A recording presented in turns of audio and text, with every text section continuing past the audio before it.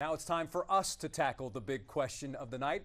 Here with Matt Musil and Seth Payne from Sports Radio 610. Good to see you guys. Here's the question. How many games will this series now last between the Jazz and Rockets? Look, the Jazz are going to win at least one more game. Okay. They get Ricky Rubio back at some point soon. They were coming off a real grind of a series with Oklahoma City. They had about 36 hours rest before they showed up today. The Jazz are a much better basketball team than they looked like they were today. I'll say 5 games because even though they look really good, the Rockets look a lot more like themselves. Before the series started, I would have said 6 because Utah is better than Minnesota. But Ricky Rubio out, and Mitchell didn't look like the same guy against the Rockets as he does against the Thunder. Man, I think 6. I'll still go with 6.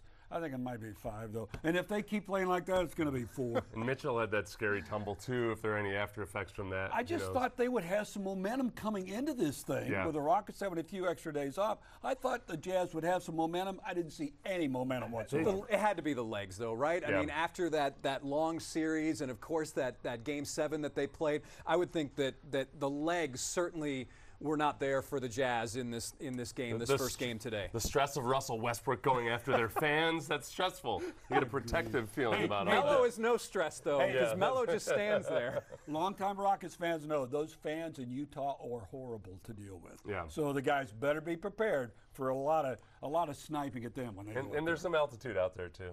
Yes, altitude. I think I'm going to go 6 games. I think it's certainly possible that the Jazz could take 2 in Utah only because of that crowd and, of course, the electricity that it brings. And Mitchell's a pretty darn good player. So yes, he is. I'm with you, Matt. I think 6, maybe 5. But again, it's certainly a situation now when you look at this series. I think it's got to be the Rockets. Hey, did you think that Clint Capella would outplay Gobert, though?